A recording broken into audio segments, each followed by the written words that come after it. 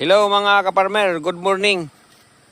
Nandito kami sa dito kami sa bukid sa rice land at kami ay naman ulit tatanim ng palay. Nakita ninyo guys, ito yung mga una naming lininisan yung pilapil at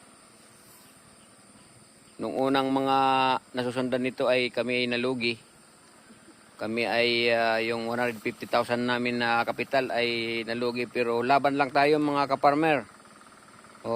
Marami pa ang aming sasakahin. Yung mga pilapil niyan ay lilinisan pa namin at magpapatubig. Mag-spiral doon sa doon. Diyan.